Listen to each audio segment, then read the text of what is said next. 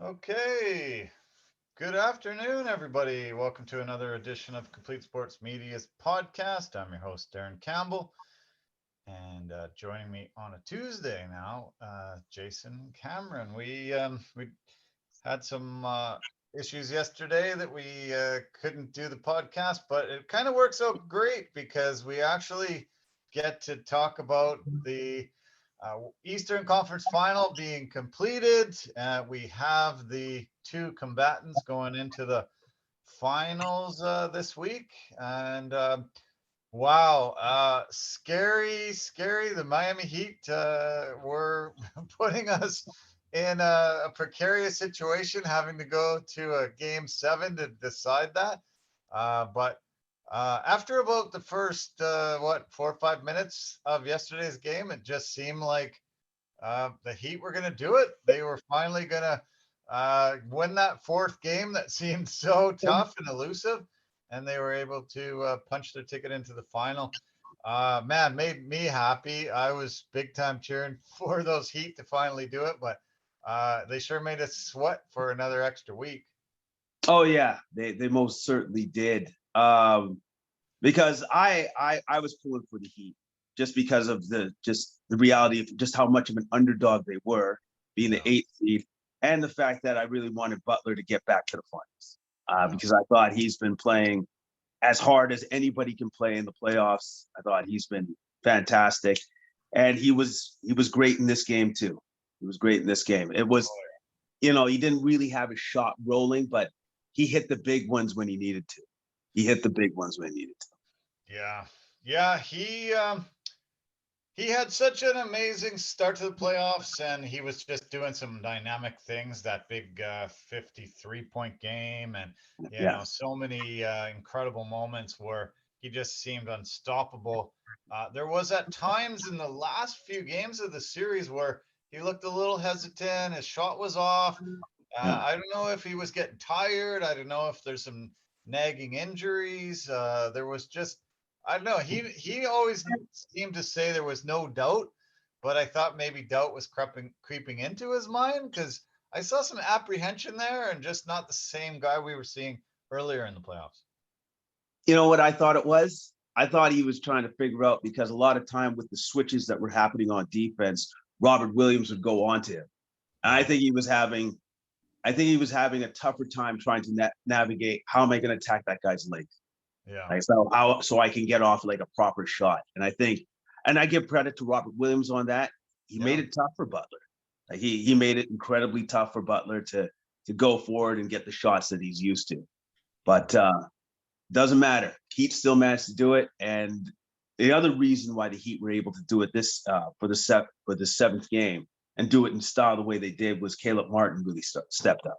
Oh, with man. 26 points, 10 rebounds. Yeah, I thought he was possibly going to get MVP of that series because he was the most consistent guy, constantly getting 25 to 30 points every game, and his shot was falling. He was just the most consistent guy. And if Butler doesn't, if Butler doesn't get the 28 last night, if Caleb outscores him in that game, maybe we see Caleb Martin getting the MVP of the Eastern Conference Final.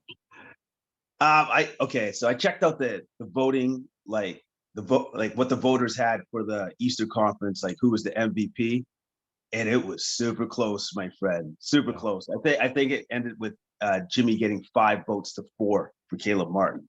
Oh wow! So that's how close the voting was. So hats off to both of them.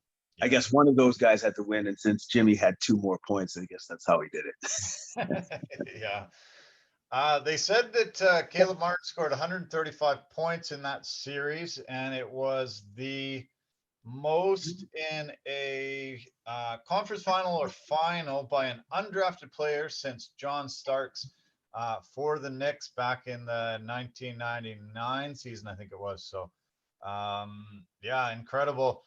There was so much talk about how Miami has these 5 undrafted players, and they were really one of the biggest catalysts for getting this victory and getting a team that, wasn't just reliant on those top heavy two guys so much. You could actually balance your scoring out. If the teams were able to shut down your top guys, you still had a lot of guys that could come in and produce points for you. Yeah, absolutely, absolutely. And the other thing that I think is a very important integral part of the Heat culture is resiliency. Yeah. And like staying the course, because as you said in that game 6 loss, where Derek White has the last microsecond tip in with 0.1 seconds left. Since he had that last tip in, that could have been a backbreaker. So going back to Boston, they could have been completely and utterly deflated. Yeah. That is not what happened. They came out with fire, and they hit the timely shots when they needed to. And their 3-point shooting was absolutely awesome in this game. Yeah. Eric Spoelstra, I love the way he handled that game 6 loss. He seemed to just shake it off like, hey, that's just basketball. That's just Heat life. We lose games in heartbreaking fashion, but we're just gonna figure out a way to go back and win this game. I can't tell you how yet, but we're gonna do it. And him and Jimmy Butler and guys like that just seem to just be that confident. And they've been the underdog in all three series. They've beat the two best teams in the NBA regular season, and they've just been able to just keep staying the course even when they face adversity. They lost 3 games in a row, and losing with 0.1 of a second left to not allow them to get into the final. That's got to be tough. But they just said, okay, forget that. Who cares? Doesn't matter anymore. We've got a game 7. We're going to be able to do this, and they did it. Yeah, and they did it. They did it, and that's the most impressive thing with this team, and that's why I believe, I'm sure once again when they go to the finals, the Heat are again going to be underdogs to the Nuggets, obviously. Yeah, But they are. but at the same time, you cannot count this team out. You can't do that. It's pretty clear now. You cannot count this team out. Yeah, if you're a Miami Heat fan and you've put money on them this postseason, you've made a lot of money because they were underdogs throughout. And once they won those first 3 games of this series, they started becoming favorites to win the series. But after Boston won a couple of games, but back to being underdogs again. And I saw the opening Vegas lines. It was minus 380 for Denver, and they were favored by 8.5 points in that first game. So, yeah, this is Miami having to just go back to that same well and say, okay, we're going to drink the Kool-Aid. We're going to be able to do this. We've been able to knock off better teams than Denver. Why can't we knock them off too? It's the other 2 teams they've knocked off out of the 3 that they have were better in the regular season than Denver was. Yeah, absolutely. You're right, because they're not going to be afraid. They're not going to be afraid of Denver, but they're going to have to develop some defensive schemes to deal with the most problematic member of Denver's team that I believe they're going to have a lot of problems with him, which is Nikola Jokic, 2-time former MVP of the league. They're going to have a challenge in trying to decide how they're going to attack him and shut him down. I think they're going to have to give him a lot of different looks, multiple different looks all the time. I'm looking forward to previewing the final. I just do want to finish with this game 7 and this series. Why don't we just shift to Boston now? Obviously, having Jason Tatum sprain his ankle first play of the game really was just such a tough thing for it to happen for them. He obviously was a little bit hampered by it, and it affected his play. And when your top player is hobbled right away, it's tough. And I don't know if Boston wins this game, if he's 100%, but it sure didn't help. No, it didn't help because that's their leader. That's the guy that they follow in the battle. And he got injured in the first 26 seconds of that game. And you could feel a little bit of the excitement get deflated out of the Boston team because they knew that now Tatum would be severely hampered, and he was. Yeah. The thing I was a little bit surprised at, though, was I thought Miami would attack him more, but I think that Boston was very successful in hiding him, like getting him off those particular switches so that he would be off in the corner or whatever as well. So hats off to Boston to doing that adjustment so that they weren't always being taken advantage of because of his injury. Yeah. I do have to apologize to our viewers. It seems like I'm on a slight delay, maybe a second, maybe two. I don't know what how to time it, but I'm on a slight delay. So I apologize for that. It's the world of Zoom and technology and all that. But you can hear me, you can see me. Concentrate more on the handsome guy on this side, and look at Jason Moore even when I'm talking, and you'll be fine. So Boston. Okay, so very successful franchise. Obviously, one of the most successful franchises in history. They've been to the conference final. I think it's 5 out of the last 6 years. They went to the final last year, lost to the Warriors. Their goal this year was make the finals again and win it all. So this is a bit of a disappointment, a little bit of a letdown where their expectations were best, team to give them a shot. What happens now? What do they do going forward? I've listed out their salary structure. There's possible extensions for their top guys. A lot of things could go. Joe Mazzulla could get fired. He could be kept. Where do you think they go from here? Okay, yeah, that's a lot to go through. All right, I think the first thing that we need to consider is the most important guys, right? Which is Jason Tatum, Jaylen Brown. I think Jaylen Brown is up for contract now at the end of this season or close to it. So they have to decide if they want to keep Jaylen Brown. And also, too, I think it's a no-brainer. I think they have to keep him, right? Because even if they're looking to trade or just unload his contract or something, they're not going to get the same value coming back.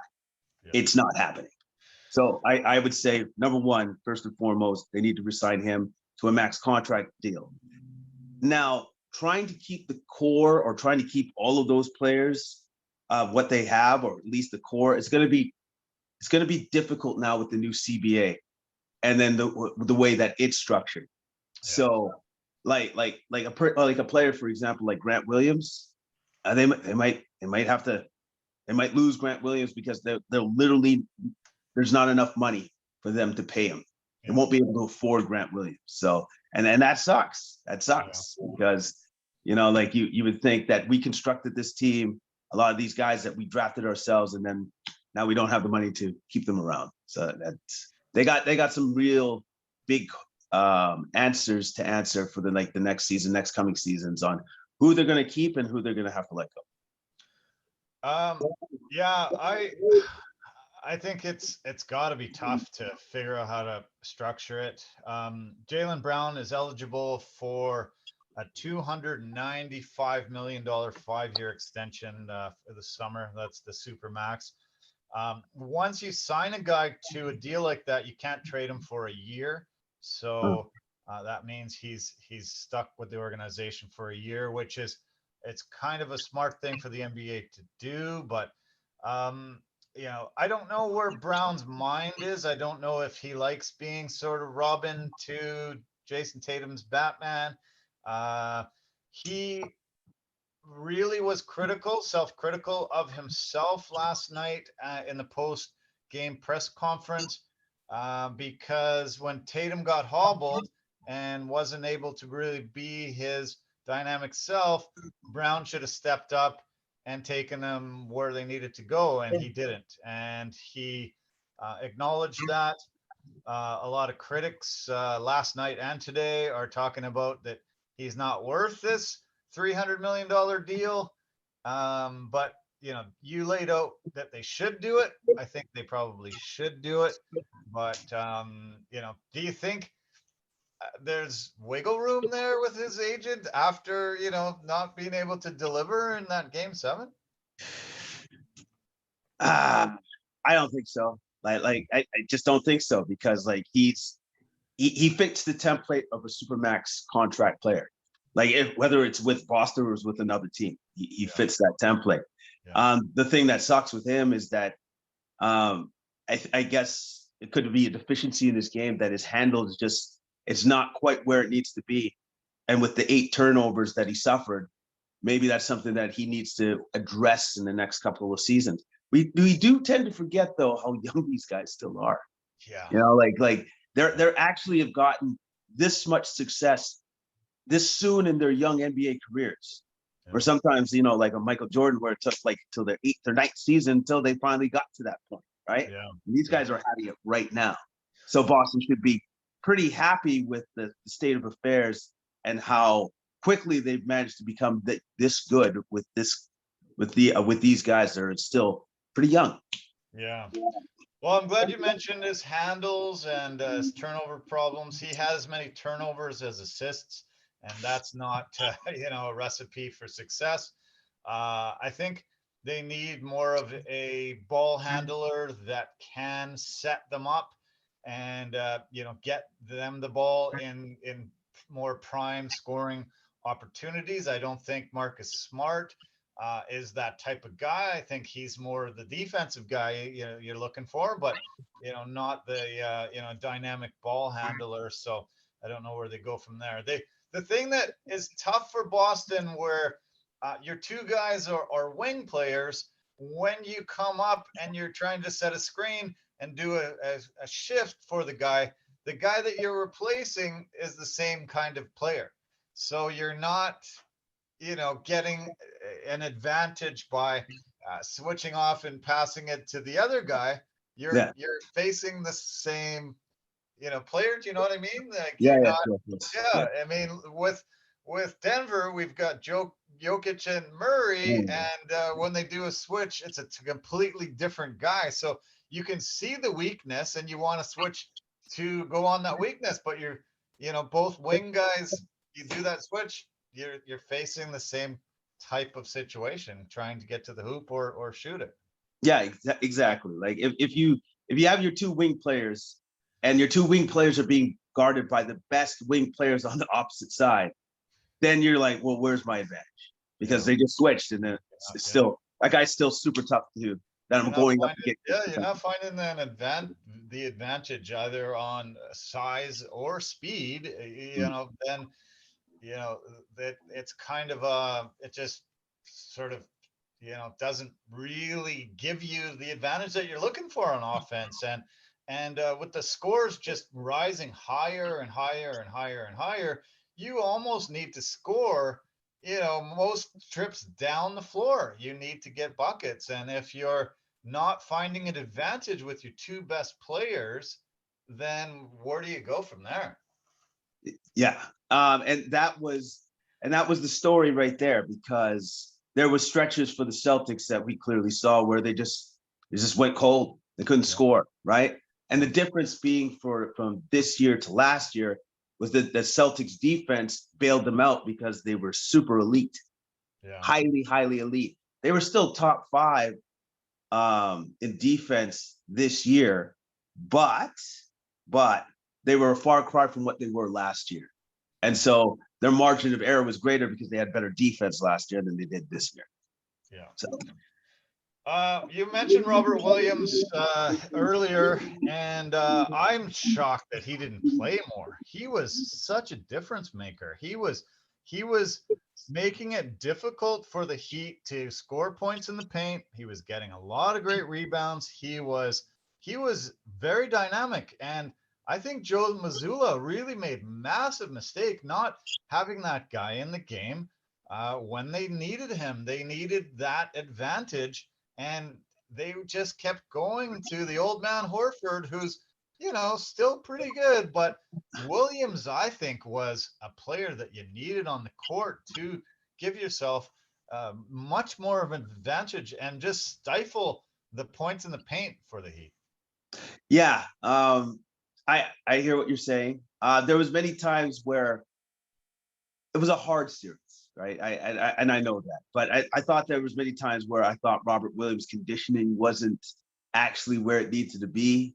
Like he was really trying to catch his wind. I saw on a lot of plays, but then at the same time, I understand how hard he's playing, obviously, right? And knowing that he only has a certain amount of a time on the court because he's sharing that with Al Horford and everything else. So I agree. I think they should have tried him more and rolled with him more a couple times because there was many times too that Al Horford shot just it wasn't there. It wasn't there Yeah. in the series as well. Yeah. Yeah, I mean, the last two games they got about 20% from three. Their outside shooting was just done. They didn't seem to be able to break down Miami's zone defense. Once Miami went to that zone defense, it just seemed like Missoula and the whole Celtics team were like, "Uh-oh, I guess we better jack up a shot here and hope it goes in," and it wasn't. So, I think Missoula, unfortunately, I think he should walk the plank for this.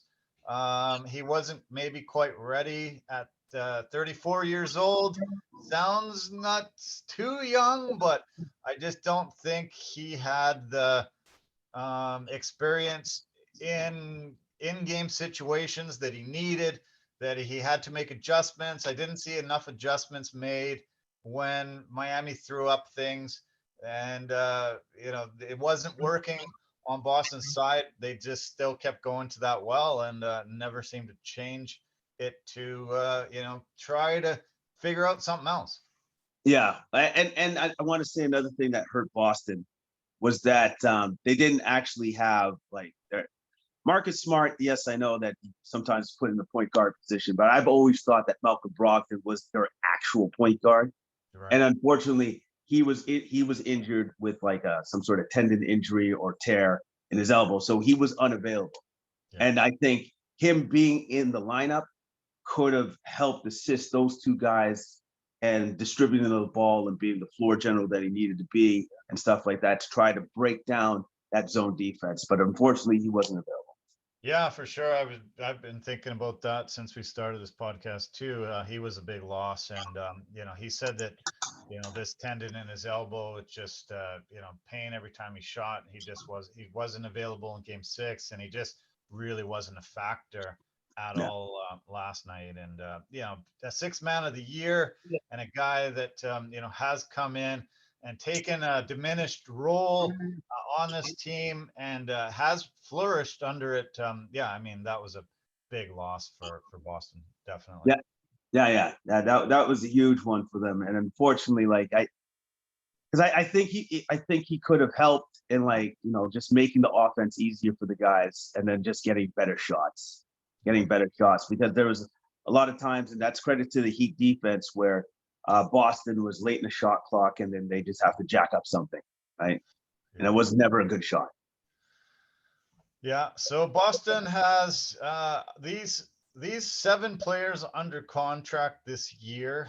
Brown is eligible for the extension, but he's under contract for this coming season. So Jason Tatum, 32.6, Jaylen Brown, 31.8, Brogdon, 22.5, Marcus Smart, 18.6, Derek White, 18.4 million, Robert Williams, 11.6, and Al Horford, 10 million, all under contract. So they've got that core, they've got that whole piece, but they need something else to get that championship. I think, yeah, I think they're going to probably extend Brown this summer just because, yeah, like you mentioned earlier, where do you find a guy that can come in and replace him? Maybe they look to maybe an older player that isn't happy somewhere and he comes in, and maybe he's just a different type of player than Tatum is, and maybe it can spread the floor, help this Boston team take that next step. Yeah, again, it's like you're looking at two of those guys like in Tatum and Brown and say like, okay, so both of these guys are the top 15, like best players in the league, right? Right. And you have to look at it and think to yourself, are we going to go forward with these players, right? And also too, we're only going to get as far as Tatum is going to get, as far as he develops.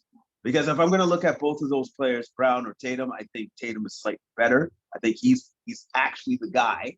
Right. So I think that they have to roll with Tatum. And Tatum has been ascending. He has been getting better. Again, he's a young man. They're young men.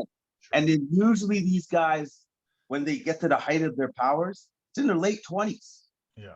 So technically, they're not there yet, right? Sure. Yeah. So, but when they both have to get supermax contracts, Brown and Tatum, all of a sudden their cost jumps up from 30 to 60 for both.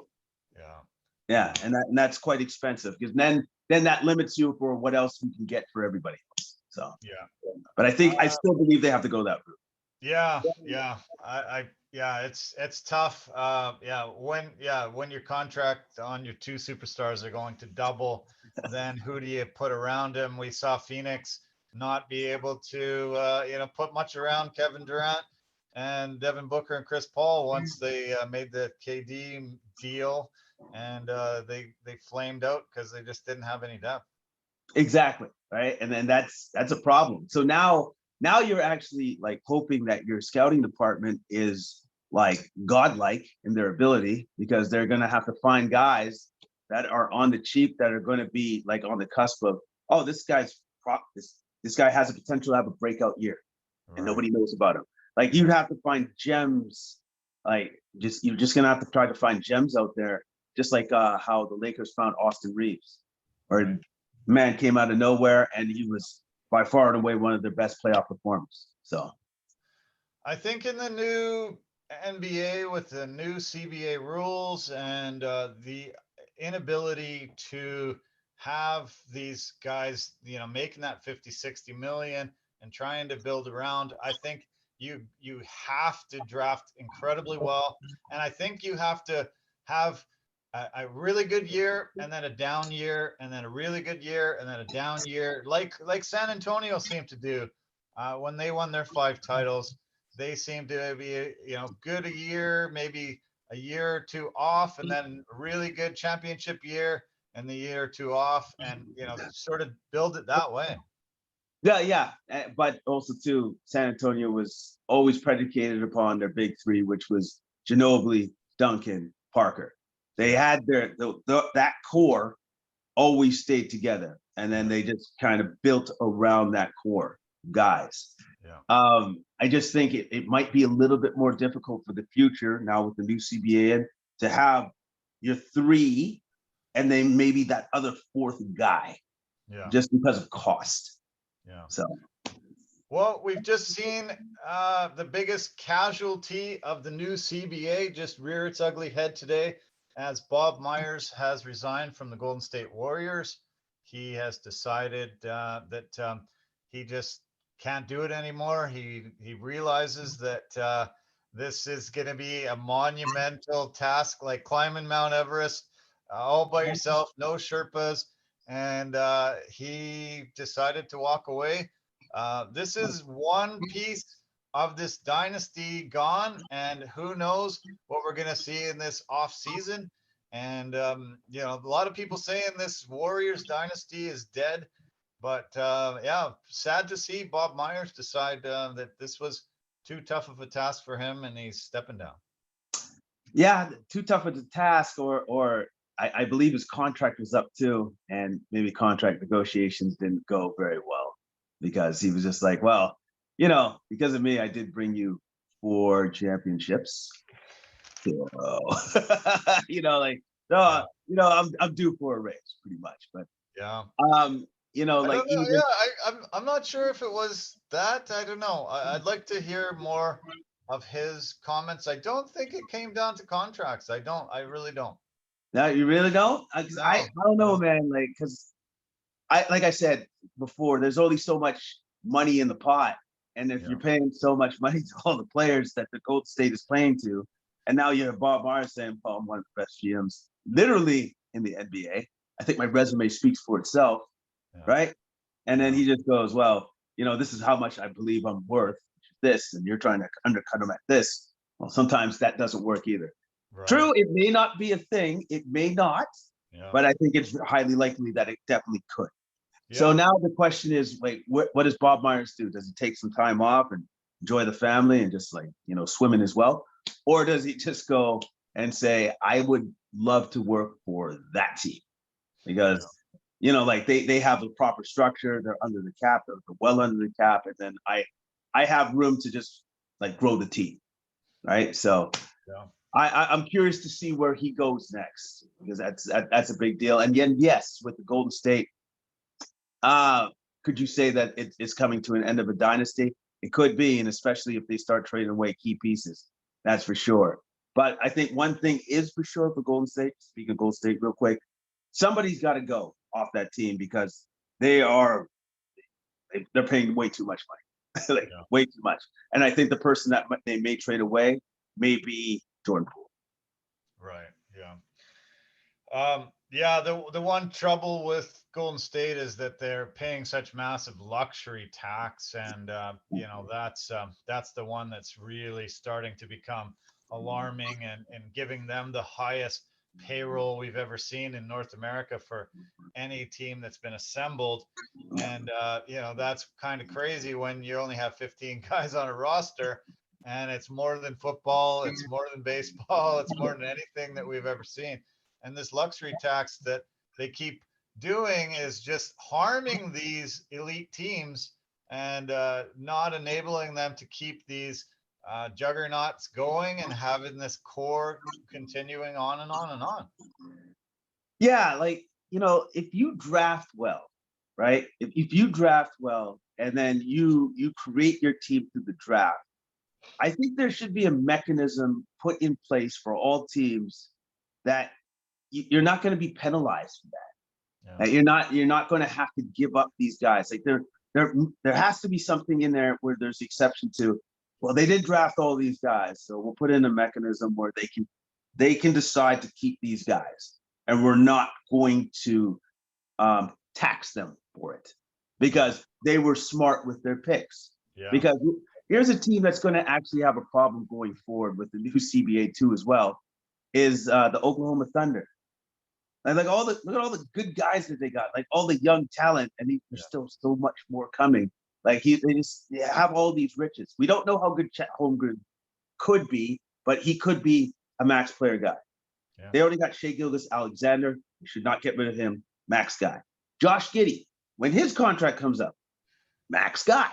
All right. And then, and I still haven't even got to Jalen Williams, and Jalen Williams is freaking awesome. He might be close. They can't keep all four of them. Crazy. Yeah. Yeah. And I'm not talking about everybody else that they So many drafted. guys, so many draft picks coming, and Yeah.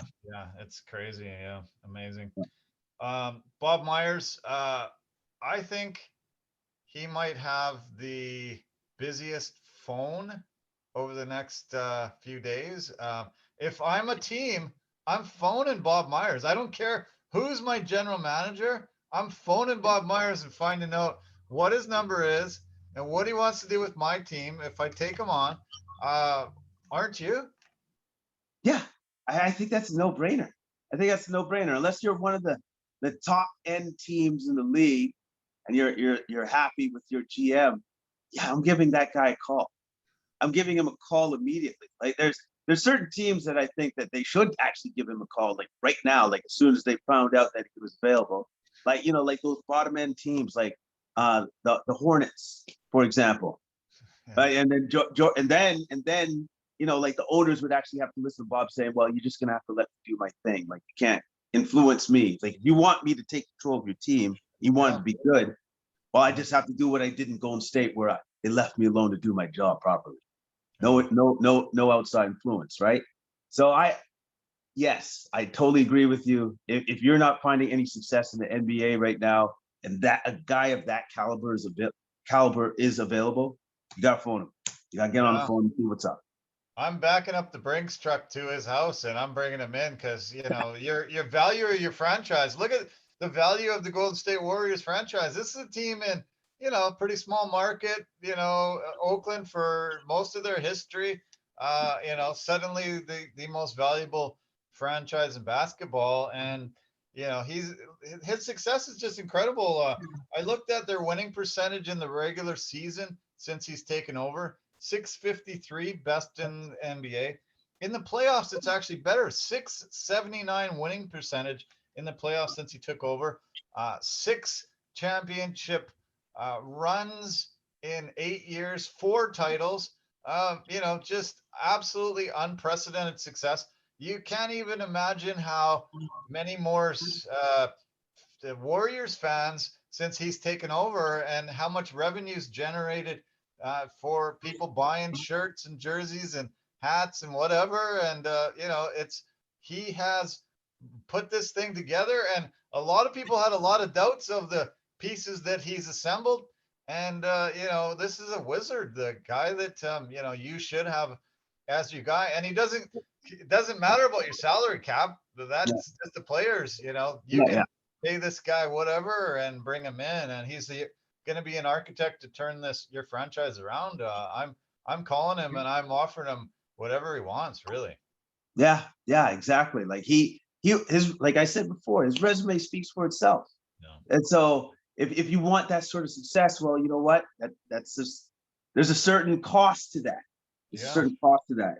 And so whatever he's asking for, you better be very honest with yourself to say, do I want that? Is the cost associated with that? The answer should be yes. Yeah. Should be an unequivocal yes. Another guy that left his long-term team and kind of shocked the world was this guy. And he has resurfaced today as the new head coach of the Philadelphia 76ers, Nick Nurse. Kind of surprising because he seemed to be one of the front runners for most of the jobs out there. Him and Joel Embiid have had a little bit of a rocky relationship, but he's decided to take over the Sixers job and try to get them to a place they haven't got to in a very long time. Were you surprised to hear that the Sixers were his choice and he was theirs? Maybe a little bit. Maybe a little bit. I kind of thought he would more maybe lean towards the Bucks job unless the Bucks were leaning away from him. But I'm not surprised at what he said. What he said was, I can't wait to work with Joel Embiid and get the best out of him. Yeah. And so I was like, oh, okay, that's good, because there's many times with Joel Embiid, even though like he's supremely talented, obviously he won the league MVP, but at times I think he gets lazy, takes his foot off the gas, and I think if Nick Nurse can get him away from that propensity to just have these lazy moments in a game and just stop doing that, then I think then we can see even more greatness come from Joel Embiid. Yeah. Yeah, let's hope.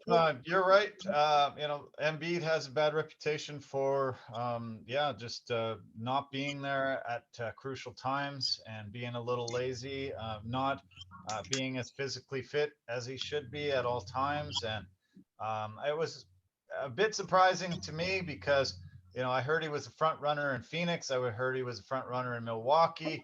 I heard that, there was some very highly coveted coaching positions that he could have chosen from, and he went there. One of the reasons I hear that he decided to go was because of Daryl Morey being there, and Nurse was part of the G League franchise when Morey was with the Rockets, and so they had developed a good friendship and knew each other quite well back in that day. Yeah, and I didn't know that they actually had that connection, which makes it actually make a lot more sense, because coach and GM should be in tune to some extent. so that they can get the most out of the organization. And since they do have that understanding about each other through their years through the Rockets and everything else, that's why I think it's good. Yeah, this could potentially work because Daryl Morey's not going to sugarcoat anything. He's not going to hide anything either. He's going to tell them exactly what he thinks about all the players and everything else, and what he's seen throughout the couple of years that he's been there, and then give that to Nick Nurse so that he can work with that, right? Yeah, we'll see what shakes down. The Raptors have lost their head coach and their top assistant, Adrian Griffin, going to Milwaukee now. We're going to find out what's happening in the next few days. I think I hear Steve Nash is still in the running for the Raptors head coach, and the guy that's become top of the list is a guy named Sergio Scariolo.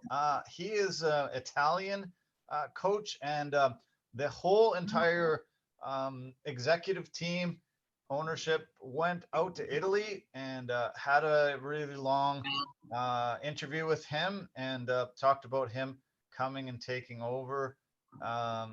Supposedly he is now the front runner to take over this Raptors head job. All right, who's this guy?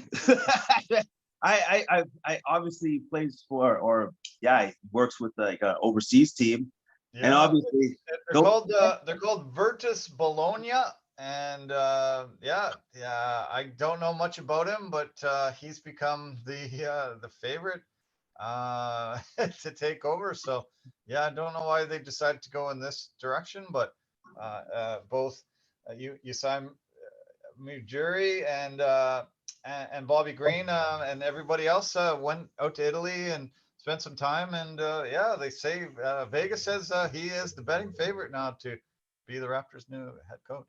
Well, you know what? They brought in Nick Nurse after the former coach won Coach of the Year, right? So I'm going to say I'm going to reserve judgment until I see what I see on the court if they do decide to hire him, because they haven't whiffed on that yet. So why would they do that now, right? So obviously they know something about him that none of us know. Yeah. So, and if he's a front runner, he's there for a reason. Another thing that made me very, very happy was that more Jimmy freaking Butler shirts are going to be sold. So I'm pretty stoked about that. Let's make $1 million, and let's get Miami Heat Jimmy freaking Butler shirts out there all over. Go to our website and buy some, and I'll direct you to the links to get some. Let's just blanket the North America or the world. Let's everybody wear some Jimmy freaking Butler shirts. This is a run that you've been talking about. Reminds you of Dirk Nowitzki and his run in 2011.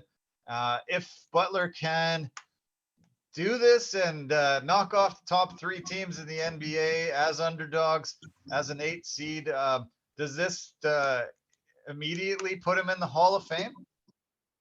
As far as I'm concerned, absolutely. Absolutely. Because it would have been one of the greatest runs that we've ever seen, ever, from a team that nobody had winning the NBA Finals.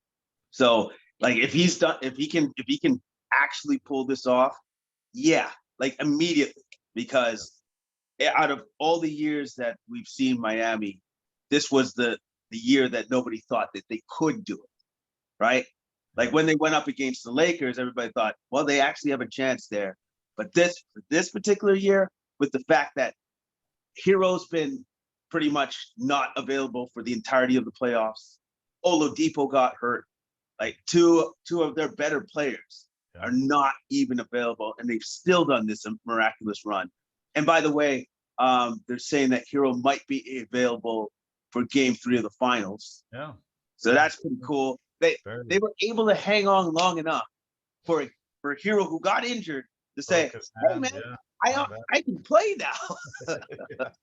Yeah, that's awesome. Yeah, I'm glad you mentioned that. I was going to mention that too. Yeah, he could be back. So I'm sure once he broke that hand and was out, and they said, "Oh, out for the remainder of the season," I don't think he thought any chance of playing a game this year. But Yeah, Miami has went on such a historic run that we probably see him suiting up in this series.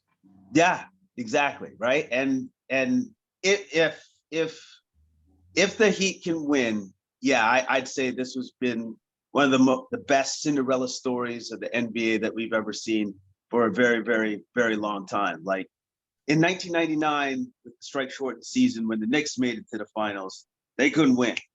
Yeah. But like if the Heat do it, and this has been a normal season, all 82 games, and they win it, that is probably the best story that we've heard of in decades. Yeah.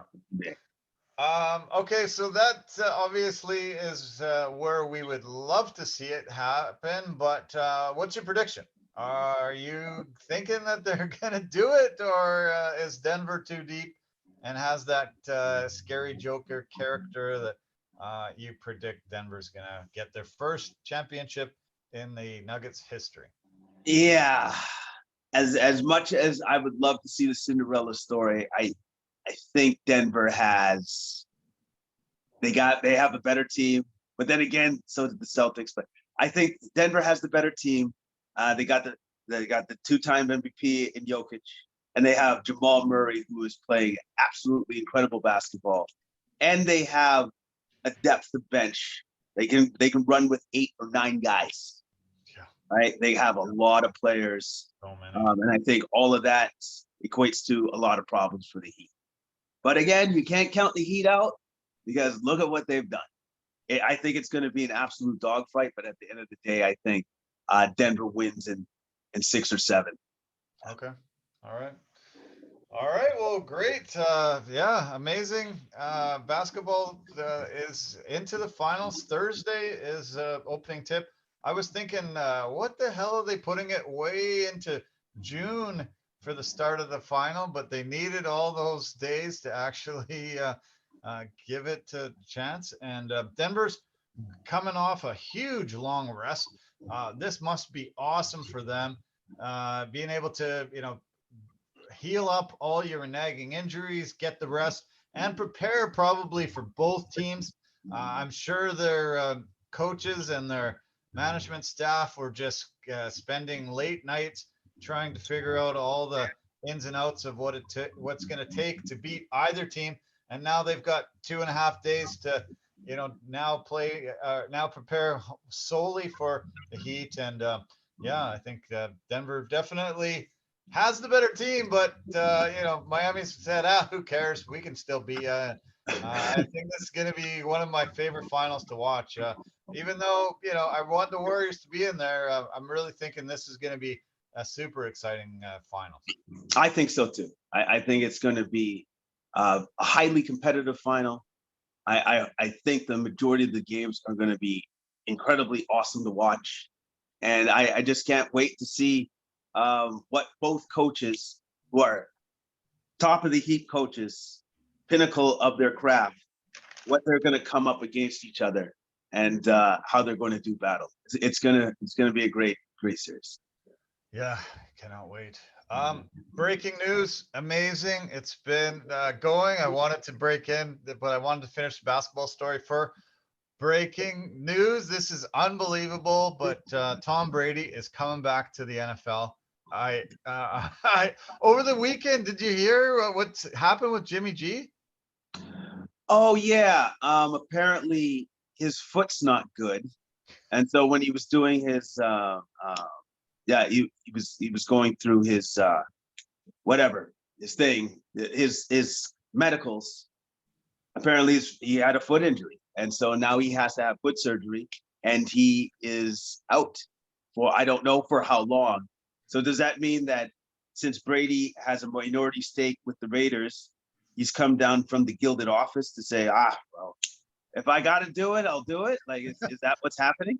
Well, the crazy thing is, he hasn't been approved yet for the ownership stake, and Okay.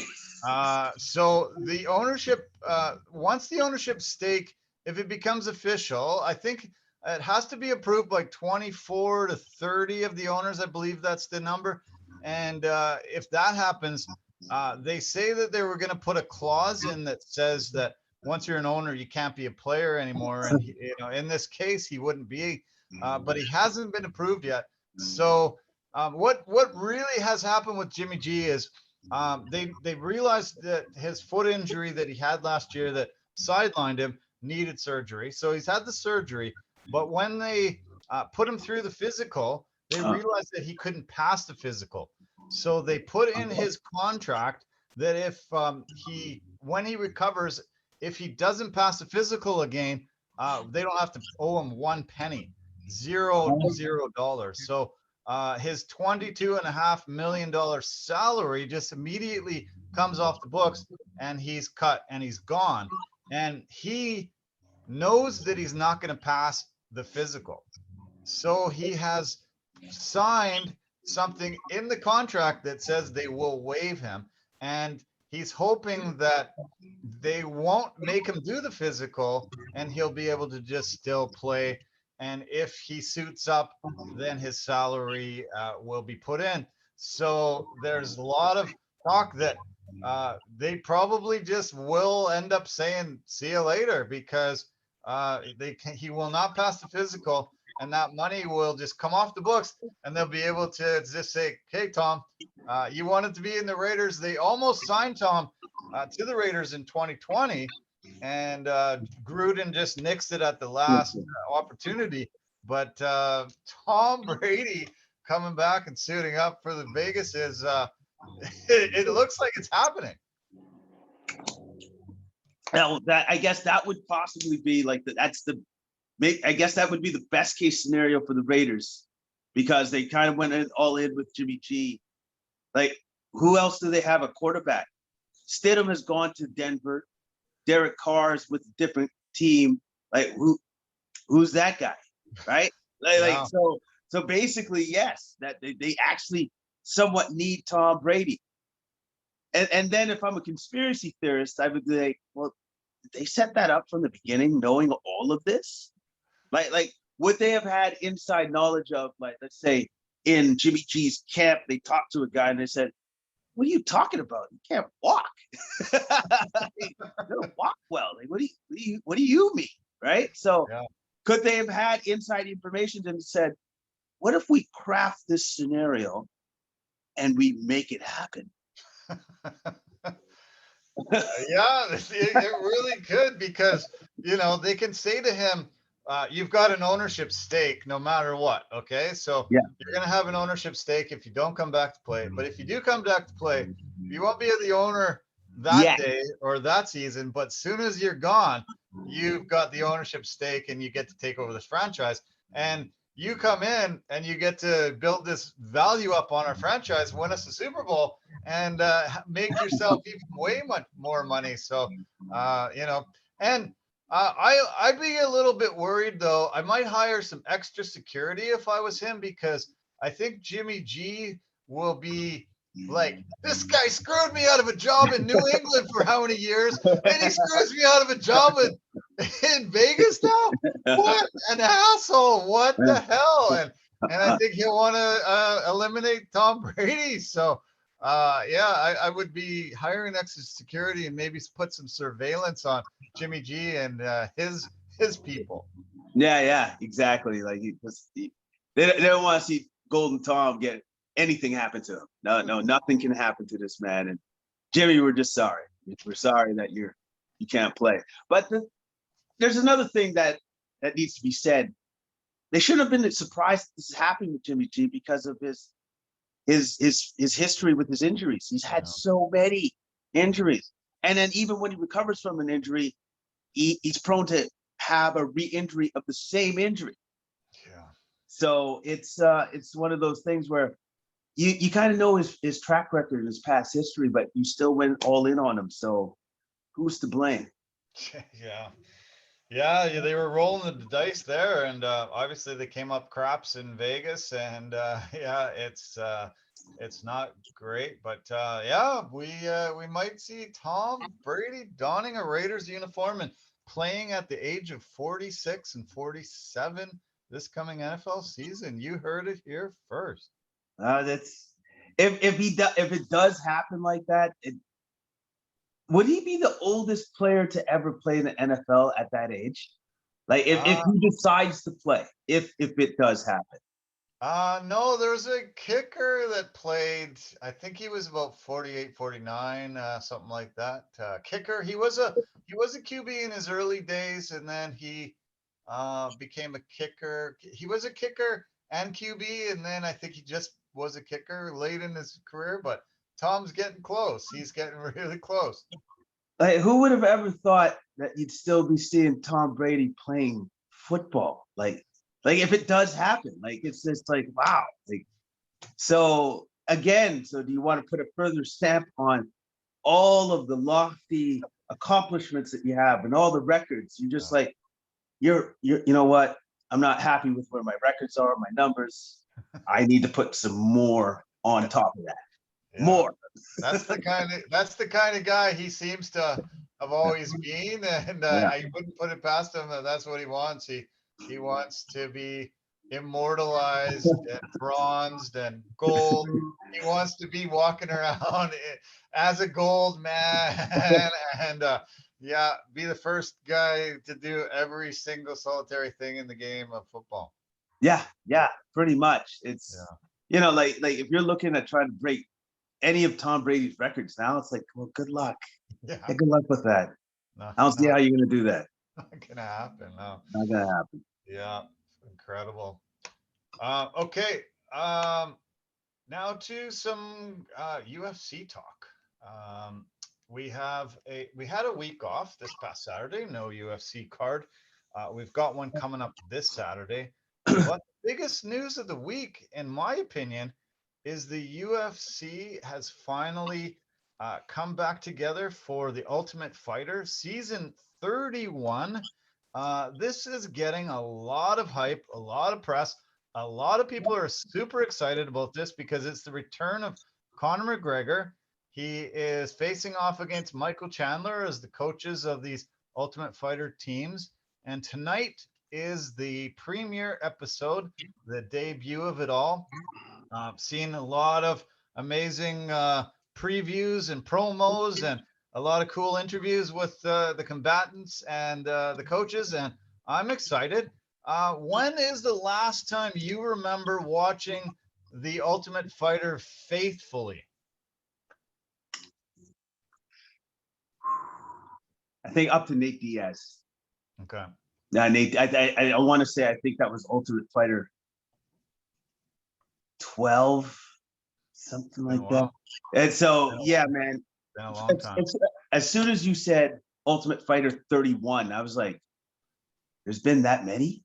I had no idea. 31 seasons of Ultimate Fighter. That's whoever would have thought that they would make it 31 seasons of Ultimate Fighter. Incredible. Yeah. They've had their ups and downs. Obviously, the first season of Ultimate Fighter churned the whole fortune of the sport and this organization. And there's been a lot of really, really great seasons. They've had 14 champions come out of the Ultimate Fighter, 14 eventual champions. The roster has been littered with guys that came through that. The Dana White Contender Series has sort of replaced that over the last few years and has been really supplying a really steady pipeline of guys coming through. But the Ultimate Fighter is different because they're all locked in the house. You got the drama of the coaches that are eventually going to face each other at the end of it. And it adds just an extra element to it that's really fun to watch. And it really has, it was the germination of the sport and really made the sport what it was, because you got to see inside these guys' lives more. You got to actually know them better than just their little walkout intro videos and things like that.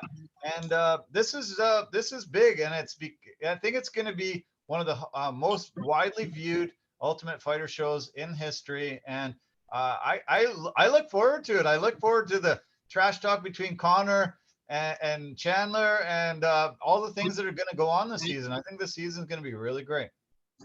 Well, yeah, because you have somebody as charismatic as Conor McGregor doing the Ultimate Fighter. I want to say this is the first time he's ever done it, right? No, he No, actually he did did it. do it. He did it 1 year. Season 22. He was facing Uriah Faber as his coach, and I don't believe that they were scheduled to fight each other. Maybe they were different weight classes at the time or something, but I think one of them was a late replacement and came in, and they did face each other, or he did coach one of the seasons there. Okay. But it's Conor McGregor, right? Yeah. And so everybody would want to see him, and the company knows that, so they're just going to put him forward and stuff. And Michael Chandler, all that dude does is put on great fights. Yeah. That's all he does. And yes, he's prone to talk more like a wrestler. It's fine. That's what he does. But at the end of the day, people want to see that fight. People want to see that fight.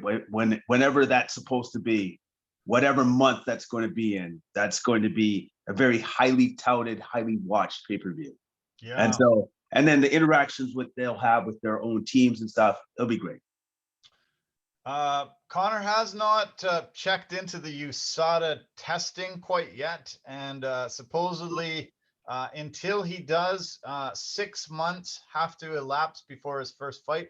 He has to test negative at least 2 times to be able to fight, and he is supposedly going to be checking in the coming 1 or 2 weeks so that they can fight in December. Coming up, if it's in the beginning of June here, it'd be the early part of December.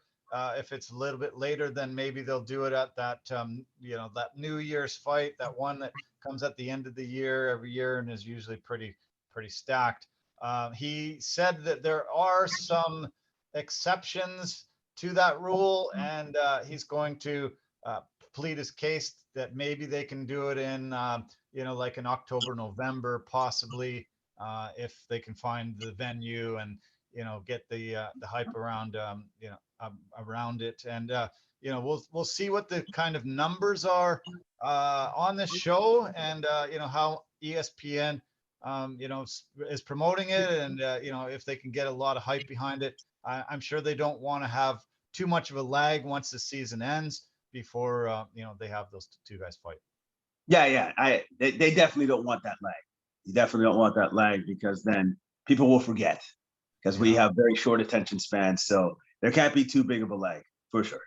Conor McGregor has had sort of a rough patch in the last little while. He only has 1 win since December 2016. 1 win since December 2016, and that was against Donald Cerrone, 18th of January 2020. He had the 2 fights against Dustin the Diamond Poirier. They fought the first time 24th of January 2021, and the second time the 10th of July 2021 also. And then Conor's leg was broken, and he's had that rehab since.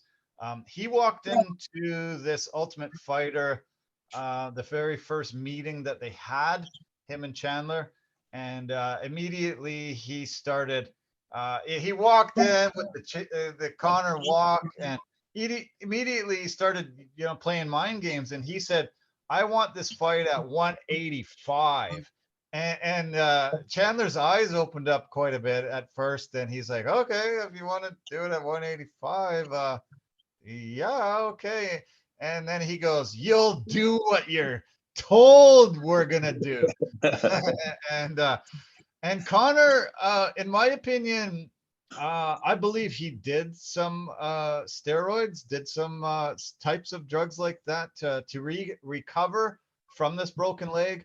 I don't know why he backed out of USADA and hasn't been part of USADA for so long. The size that he's put on is just absolutely shocking to me. I think he's put on 30, maybe 35 pounds of muscle. This is a different even looking guy when you look at him. He looks big. That, no doubt. He looks pretty swole. He looks pretty big. And I'm very curious at like what weight they're supposed to fight at. I assumed it was going to be 155, but then looking at the size of Conor, I'm like, okay, 185. I don't think so. But 170 is definitely, that's on the table. Yeah. I would have to imagine that that's definitely on the table, because I don't know if he could get down to 155. And with the extra added weight and the amount of time that he has, I don't know if it's wise for him to even try to get down to 155. Yeah. That could be very detrimental to his health. So Doesn't seem to be right.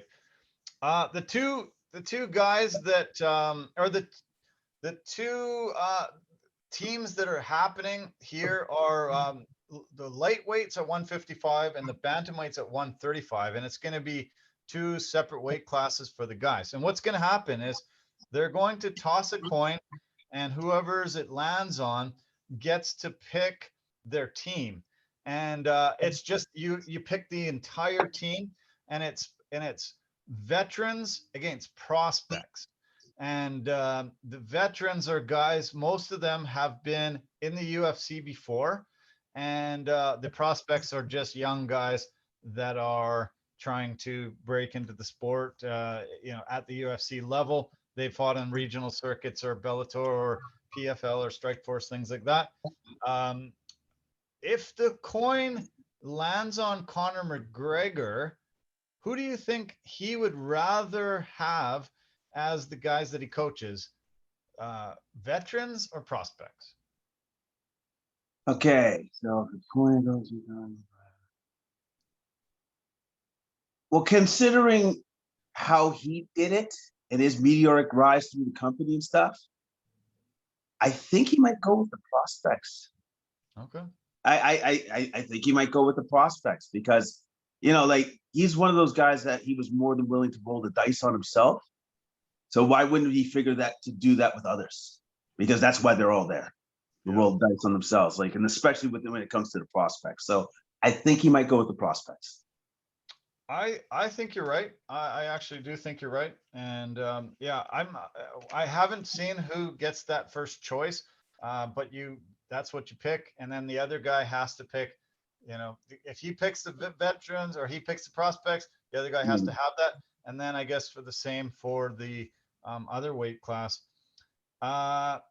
Chandler is also coming off a loss to Dustin Poirier. The last fight that he had was November 12th, 2022. He lost via rear naked choke to him. He's only 2-3 in the UFC. He beat Tony Ferguson and Dan Hooker. He lost to Poirier, Gaethje, and Charles Oliveira. Three-time Bellator champion. But a guy that comes in and he hasn't had a boring fight. He hasn't had anything but excitement no matter what. He just doesn't seem to fight safely. And that's probably why Conor was interested in this. I think I think the interest really gets very large for this battle between these two guys. Yeah. Because Chandler, he's risky. Like, he's a risk-taking fighter. Like, where he'll go for it, but he's open to counters. He's open to be hit. Yeah. But you're also going to get hit as well. And you have to survive that dude's onslaught, because there was many times in those three fights that he lost where he almost won. Yeah. Right? Because, like, he could have very easily been 5-0 in the UFC. Right. He just, unfortunately, he got caught and whatever else. But there was many times, even in his losses, where he was on the cusp of winning. So Conor, he's taking a risk regardless, because, like, yes, he's there to be hit and he can be defeated, but you have to survive him too as well. Yeah, I don't know. I think I give the edge to Conor, but as I said, he's only had that one win in the last 7 years or 6.5 years, and he has had, obviously, having to come back from this broken leg and a lot of inactivity. It's hard to know where he's at. Hard to know what Conor we're going to see. If we're going to see the meteoric Conor that just blitzed Jose Aldo and won the belt in 13 seconds. Kicked Eddie Alvarez, all the other competitors back then, or the guy that lost to Khabib, that lost to Dustin a couple times. I'm really not sure. Yeah, I'm not sure either. Because his life is just, he created that life for himself, so he should be very proud of himself, obviously, and I believe he obviously is. But at the same time, is the fire still there after you've accomplished so much so quickly? Like he has all the money in the world, and he can easily just walk away from the sport and just do what he wants to do. So Yeah, like, yeah. I'm glad you mentioned all the money in the world. This list just came out this week on the highest paid athletes of all time. So career earnings for athletes. He's the only mixed martial artist on the list. He's the 33rd highest paid athlete of all time. You can probably name the number one guy, maybe even the number two guy. You want to take a wild guess at maybe the top five? okay, top five. All right. And these athletes can be retired, right? Yes, yes. Oh, for Yeah. sure. Okay. LeBron James, Michael Jordan, Tiger Woods, Lewis Hamilton, maybe? Is he up there? Ronaldo, Lionel Messi. I don't know why I'm thinking Schumacher. Anyways, am I right in any of those guys that I just said? Yeah, you're very right in a lot of those guys. The only two guys that you're really missing out of the top seven is Arnold Palmer and Jack Nicklaus. Okay. All right. Arnold Palmer is the number third overall. Michael Jordan's number one. 3.3 billion total in his career. Retired in 2003, so he's been gone for 20 years. Still making massive money. Tiger Woods, 2.5 billion. Still playing here and there. Arnold Palmer, 1.7 billion. Jack Nicklaus, 1.63 billion. Then you got Ronaldo at 1.5. LeBron James at 1.53 and Lionel Messi at 1.48. That's the top seven. Then you got Floyd. Then you got Roger Federer and Phil Mickelson, the top 10. So you got four golfers in the top 10. Pretty incredible. That's not bad. Yeah. And Arnold Palmer was pretty much the first guy that endorsed products as an athlete. He started the Golf Channel, and he started, making a lot of money off the course. It's crazy, like how much money he actually made on the course. It's something like a couple million or something like that, like in his entire career. And he's got 1.7 billion, sitting there.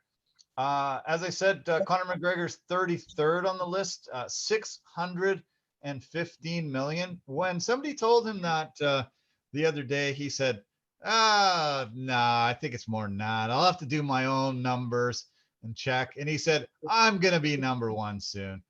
You just wait. I'm going to be number one. I'm going to pass Jordan. And so we'll see. We'll see, Connor. But 33rd on the list. Other notables that I noticed on the list, both Kobe Bryant and Shaquille O'Neal are tied 13th on the list. Just over a billion, 1.05 billion. And Shaquille is going to surpass Kobe Bryant on this list. Shaq is one of those very smart businessmen, and he's got probably a lot of years to live to just continue to be raking in the money. Tyson sits at 16th. The only that's the first guy that's not a billionaire on this list. Greg Norman at 15th is a billionaire, and then Tyson down at 16th. Kevin Durant 18th. Lewis Hamilton, you mentioned him. He's 19th, still racing and still having a great career. Manny Pacquiao 21st. Tom Brady 22nd. Tom's gonna really start zooming up this list for sure. If he takes over the ownership stake, if he plays another year, and that massive contract that he's got to be the analyst if he ever takes over that job.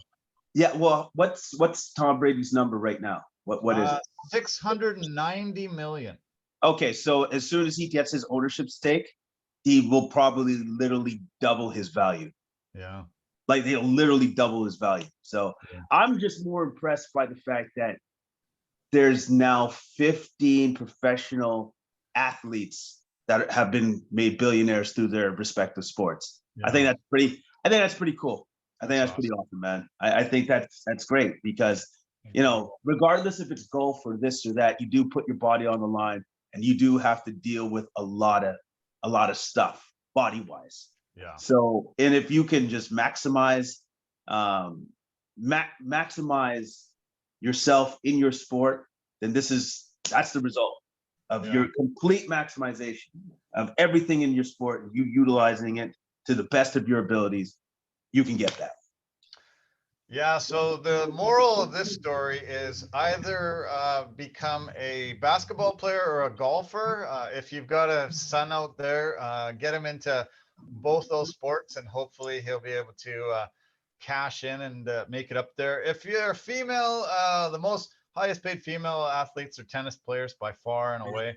And so if you want to, get rich off your kids, those are the sports to go for. And also, too, here's another thing. I was just thinking about it because I want to say, on average, aren't baseball players paid the most? And I haven't even heard of one. Yeah. Think about that, right? No, I think NBA is far and away more than baseball now. Baseball? Okay, because the other reason why I just bring up baseball, because I'm just thinking about the guy that's the freaking. I just told you he's the black unicorn, plays for the Angels. Shohei Ohtani, or yeah, Ohtani, Yeah. and he pitches and he hits, and he's due to make the most incredible contract ever that we've ever seen in our freaking lives. So once he does that twice, then I guess he's going to be a billionaire, right? Yeah, that's true. Yeah. There's only 50 players on this list. Number 50 is James Harden, 510 million. Chris Paul, 520 million. Carmelo Anthony, 530, and Dwayne Wade, 540. That's 45 through 50. Oh, Canelo Alvarez is number 48 with 525 million.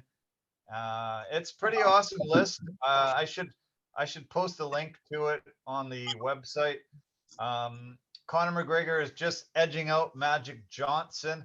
Actually, no, they are tied 615 million each, tied for 33rd on the list. But yeah, no baseball players, not a one.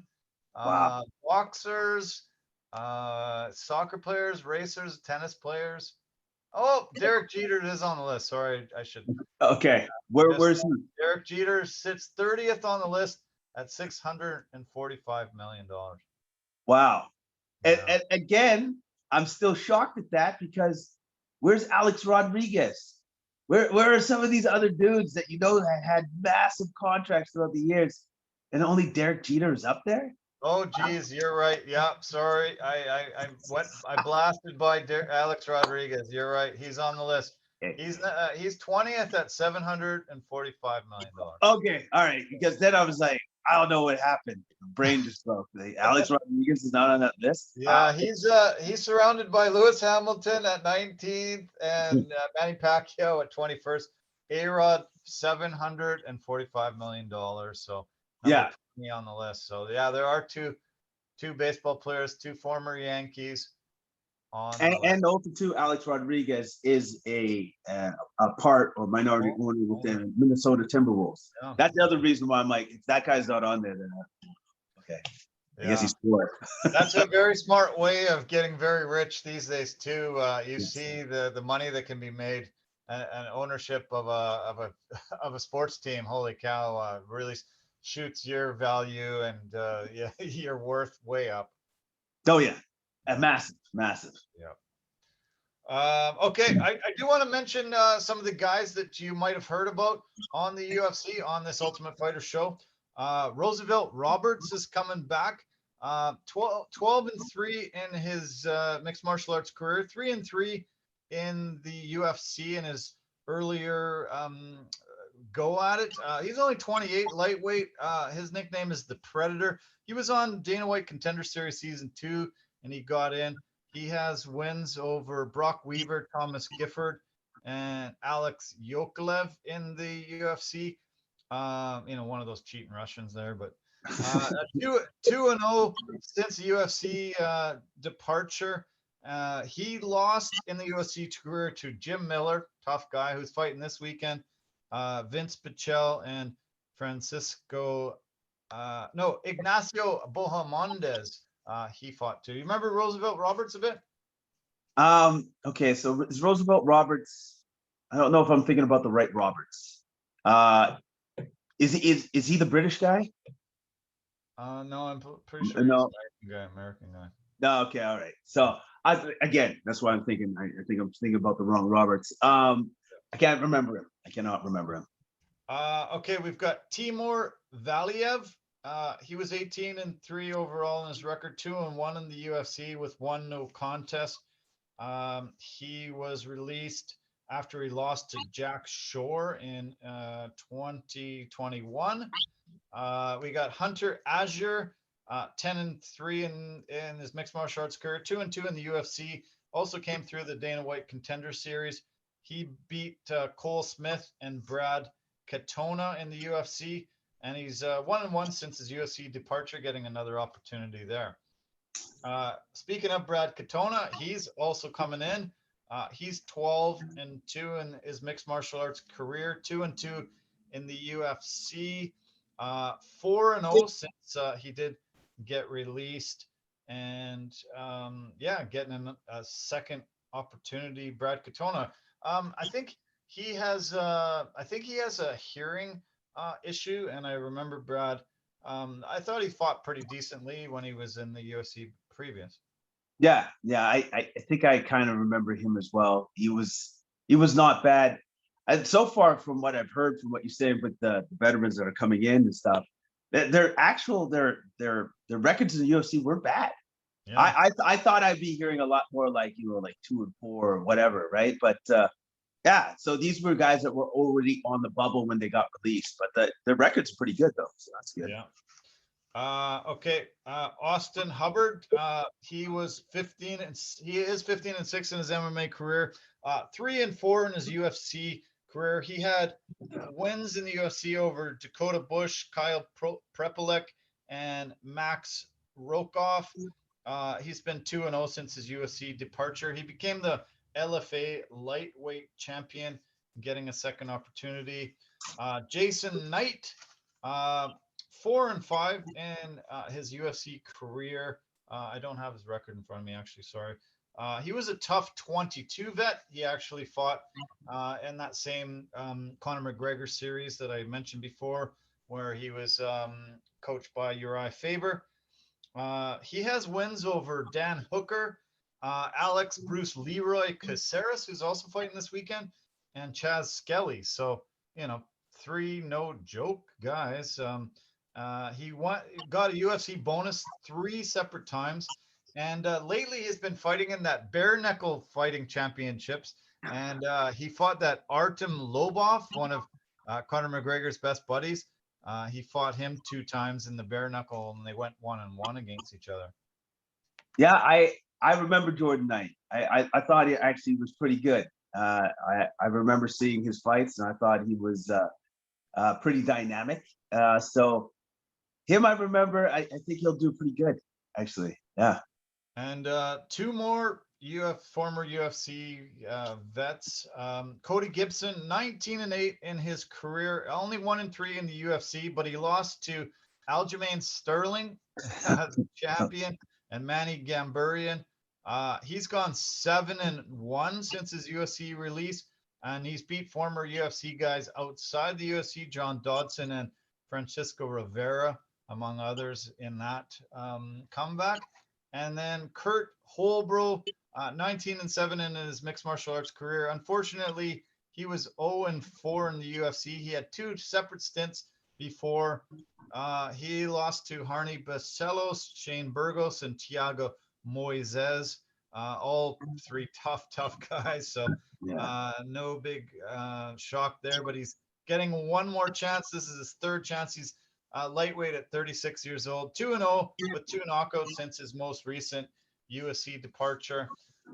Don't have too much information on the prospects, but 8 former UFC fighters fighting as the veterans coming in, and it'll be interesting to see if it's Conor or Chandler that coaches them and gives them their second or third, maybe even opportunity at another UFC stint in a contract. Yeah, it's a cool setup. I'll admit it's a cool setup, and whatever team that the guys pick or they end up with, like you know that both those guys are going to give their all to try to make sure that these guys' dreams come true to the best of their abilities, and it'll be interesting. It's an interesting format that they have with this Yeah, going on. I'm looking forward to it. Yep. Tonight, TSN showing it, and ESPN in the US if you're watching down south. And yeah, it's going to be fun. I can't wait. I'm going to PVR all the episodes and make sure, yeah, I watch them all. There's no hockey tonight. There's no basketball. So no excuses. You should PVR it and watch it. It will be fun TV, especially when Connor comes in and he really wants to, start the trash talking and he wants to set the tone, try to get in Chandler's head a little bit. We get to hear who these fighters are from the USC's perspective, how they're going to promote them, and I think it'll be cool. It's a show that's sort of lost some luster for me, and I haven't watched a ton of episodes in the last few years, but this one I think I'm going to be pretty religiously watching it. Yeah, this like I said, this one actually has a pretty cool format, and you can be forgiven for lack of interest in the Ultimate Fighter since it's on 31, right? Like you got to be very much of a diehard to last 31 seasons straight. So, but this is going to be a good one, and they're marketing it as such, so it'll be a good watch. Yeah. Yeah, I can't wait. Yeah, the Dana White Contender Series has been absolutely fantastic recently, and I cannot believe how many fighters have been coming out of that particular pipeline. But yeah, this will be fun. Okay, why don't we just quickly promote this coming Saturday's UFC card?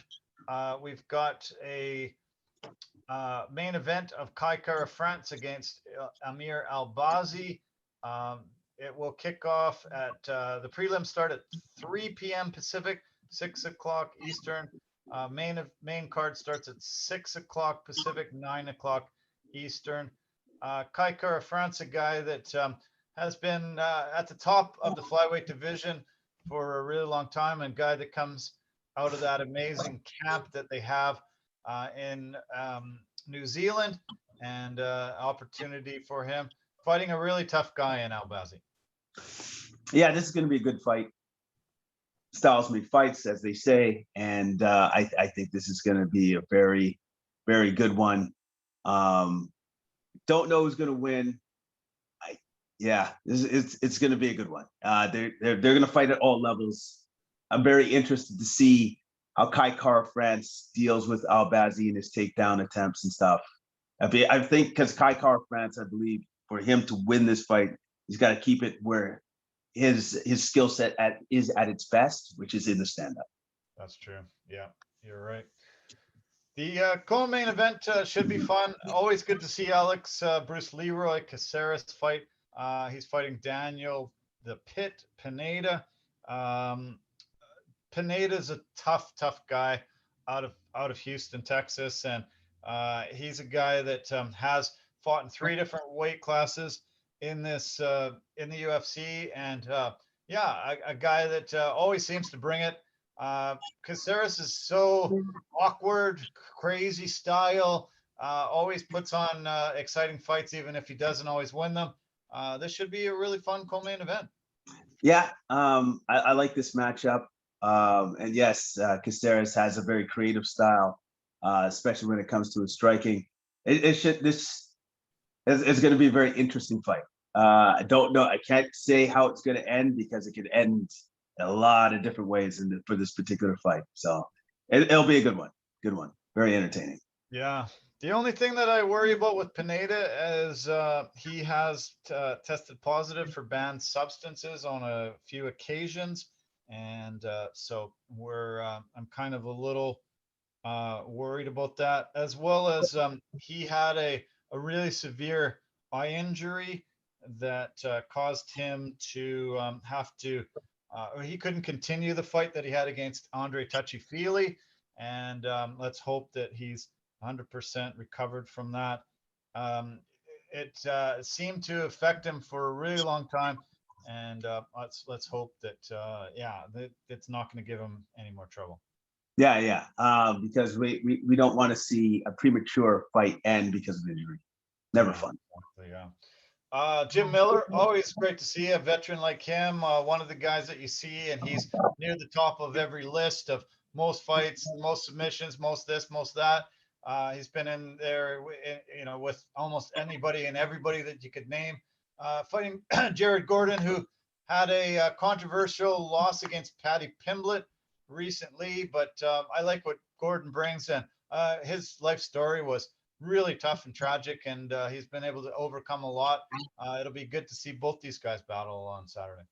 Yeah, it'll be great fight. Could be the best fight on the main card, at least, because I think, well, Jim Miller just loves to bring it, and he's been showing some knockout potential in his later course of his career. So this is again another great matchup. Great matchup. Yeah, Jim Miller was originally supposed to fight Ludovic Klein, so that's he's had to change to a new opponent with Jared Gordon. I was really disappointed that the Jack Hermanson Brendan Allen fight was canceled off this card. Yeah. That was supposed to happen, and that really put a damper on it. Misha Tate was also supposed to fight Marina Silva on the card, and she's had to pull out as well. So unfortunately, hopefully we do not get any more cancellations. There was a couple of cancellations off the prelim card too, but let's hope we don't see anything more drop off. Yeah, I think that's more than enough from what I can see as well. That is quite a number of cancellations. So hopefully the fights that are on are going to go forward, and we'll be entertained with who we have on the card. We talked about a legend in Jim Miller on the main card. On the prelim card, Andre Arlovsky, another guy that's been around forever and ever and ever and fought every heavyweight that you could name. He's fighting Dontel Mays. I look forward to seeing that battle for sure. Yeah. Always good to see the true vets like Arlovsky and Jim Miller still getting it done. Show up and still entertain us all. And again, that'll be a great fight between those two heavyweights. John Castaneda was supposed to fight Matthias Mendenica. Now he is late replacement Muin Gatarev. Don't know much about him. Canada finally gets another opponent, but late notice replacement. So that's been one of the tough things about the UFC is how many fights have fallen off really late like this. But let's hope that the guys that are getting their opportunities to come in really show that what they're worth, and can put on great performances. Yeah, that there's a lot of fighters on here that many people might not be familiar with, but doesn't mean that it's not going to be a good card. Sometimes you just got to watch to see, and so far, good matchups, good stylistic matchups. Okay, so the finals are set in the NBA. They're also set in the NHL. There was a big win by Las Vegas yesterday, beating Dallas Stars in Game 6, and that has set the matchup between the Florida Panthers and the Las Vegas Golden Knights. Kind of an unexpected final. Nobody had predicted that going into this, and should be fun. There's going to be some really neat scenes coming out of Florida, having Miami Heat there, as well as the Florida Panthers. And obviously Vegas gets pretty big time and puts on a big show when they're in a championship like this, like Vegas was in their first year. It's going to be a fun Stanley Cup final. Yeah, and great for the state of Florida because they could actually potentially have two championship teams in the same year, potentially, which is which is pretty awesome for the state of Florida. So congratulations to them, because nobody would have ever thought that the Florida Panthers were also going to get to this stage, I believe. No, Nobody they were eight seed going in. So yeah, they shocked the world and knocked off some really heavy hitters. So this is, I think, what, let's see, this is the eighth time, is that right? No, ninth time this has happened, where the same city has the NHL and the NBA finals happening. The last time it happened was 20 years ago. New Jersey Devils and New Jersey Nets were both in it. In 1994, when those no good stinking Rangers knocked off the Canucks in 94, the Knicks were also in the final. They were unsuccessful there. 92, the Blackhawks and the Bulls were both in the final. Our friend Corey White lived there at the time and said it was just absolutely incredible city to be in. And I had an opportunity to go to couple of those games back then, and man, that city was alive. Oh, well, I can imagine. Must have been absolutely rocking. Incredible, yeah. 1980, the Flyers and the Sixers were both in, and then Boston has 3 out of the next 4. The Bruins and the Celtics were in 72, 58, and 57, and the Rangers and Knicks were also both in it in 72. So kind of wild, amazing for those cities. Man, I sure wish I could be down in South Beach watching some of these games and seeing the hype going on. I hope they're on back-to-back nights. I haven't seen how the schedule quite works, but I hope they figured that out and put them not opposing each other many of the nights.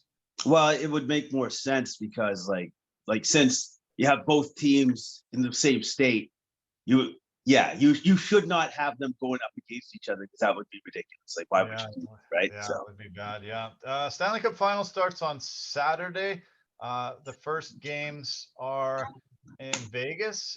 So Saturday, and then Monday, and then June 8th, 10th, and if necessary on 13th, 16th, 19th. So we'll see how it works out. For the NBA Finals, the games go Thursday, Sunday. Yeah, I guess the only one that sort of runs up against each other looks like the 9th. Okay. Game 4 for both series. It looks like yeah, Heat and Nuggets and that. So, but Thursday night, 5:30 tip off, and then Sunday's a little earlier, the 5 o'clock. Both games in Denver for the NBA final. Yeah, it's I can't wait to see these finals. I'm so looking forward to it. We are finally come to the end, and I'm glad that the Heat made it. I'm glad that Denver's made it.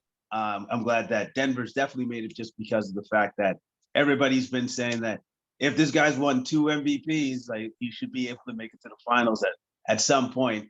And maybe if he didn't make it to the finals, they would have looked at Denver's season as not a success. But now that he has, it's a success. They made it to the promised land. It's the first time that this squad has made it to the finals. So congratulations to them, and congratulations to both teams. And I just hope that all the games come down to the wire, kind of like that Game 6. I know it's not going to happen like that. I just would love to see the finals have close games and no blowouts. That's what I'd love to see. Yeah, let's hope. Yeah. One last thing I want to mention is on the weekend, Canada won the World Hockey Championships.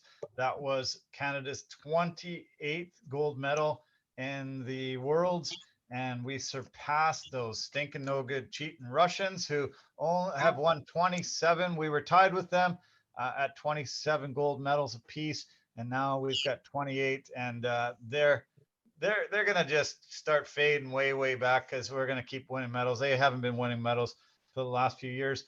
Canada ended up beating Germany. Germany had not won a medal in the World Hockey Championship since 1953, I think was what I heard. And Latvia, one of the host nations, Finland and Latvia shared the World Hockey Championships this year. Amazing party in Riga, Latvia. And Latvia won their first medal ever when they beat the Americans in the bronze medal game in overtime. And yeah, it broke the hearts of all the Americans who finished 4th. It was awesome to see Latvia finally enter and get on the podium and get this victory in front of their hometown crowd. It was pretty cool and pretty awesome. A lot of the players that come over from Canada aren't really highly regarded. Are usually guys that have lost out in the playoffs in earlier rounds or not made the playoffs at all. But I'm glad that they went and put the maple leaf on their chest and pulled out the victory. It was a great run for them, and nice to see them sing "Oh Canada" and get the gold medals around their neck, and finally put Russia back behind them where they should be. Yeah, I think that I guess the main takeaway from this is that we're number one. We're finally number one. It took a while, but we are now there, and hopefully we don't relinquish that spot for quite some time. So, Yeah. congratulations to Canada.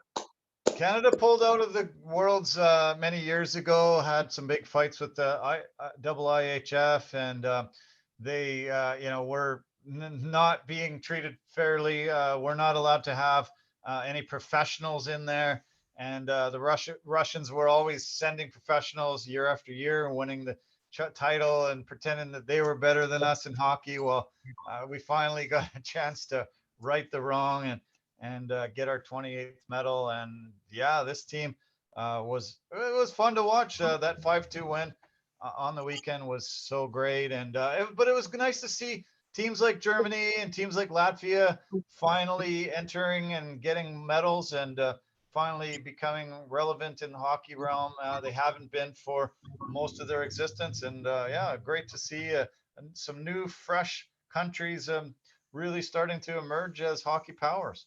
Yeah. It's good to see that because it just shows that the quality of hockey players just around the globe is going up exponentially, and that is always a good thing, great thing for the sport. Yeah. Canada's second gold medal in the last 3 years, and that's four out of the past 8 years for them. And Russians, nowhere to be seen. So good, makes me happy. Very, very happy. Okay, man. Well, this was fun. Great podcast episode. Yeah. Wow. We're on the cusp of the finals in the NBA, the NHL. We got a great UFC thing to watch tonight. The Ultimate Fighter 31. Holy cow. And yeah, UFC should be great this weekend. And we're just less than 2 weeks away from the UFC coming north of the border. Finally, first time in 4 years, we're going to get to preview that next week and hopefully go to the press conference and see you ask some very serious questions. Yeah, and then see me get escorted out very seriously as well. Yeah, it's going to be great. Okay, man. Thanks a lot. This was great. I appreciate it as always. Have a good week ahead. We will talk to you very soon. All right, sounds good. Enjoy the rest of your day. Okay. Thanks, man. Cheers. Bye for now. Okay. Wow. That was another episode. That was a lot of fun. Hope you enjoyed it as much as we did doing it. Appreciate everybody's support. We're getting lots of support lately. Lots of subscribers, lots of comments, lots of likes. Everything has just been phenomenal. Appreciate it. Love that you're loving what we're doing. We will continue doing it for you. I want to thank everybody that does throw the support behind us at the corporate level. Thank you so much to anchor.fm. Great, easiest place to make a podcast and great at posting on multiple podcast platforms. Verbero, the hockey equipment and apparel company, an industry leader in technology, performance, and value. And the V350 stick is a must have for anybody that plays hockey in your family. Also, I want to thank Pampas and Possibilities. Great for doing really nice things with your home, West Coast vibes, sprucing it up, making it look very homey. And Forever Living, the aloe vera company for health and beauty products. Really recommend going over to our website and purchasing some products at discounted rates. And yeah, as I said, thanks so much for your support. Have a great week ahead. Yeah, it's already Tuesday. Lots going on. Summertime is definitely in full swing here, and great, I'm sure, great weather wherever you're tuning in from. So, love you lots. Take care of yourself. Have a fantastic week ahead. Enjoy the sports, and we will talk soon. Bye for now.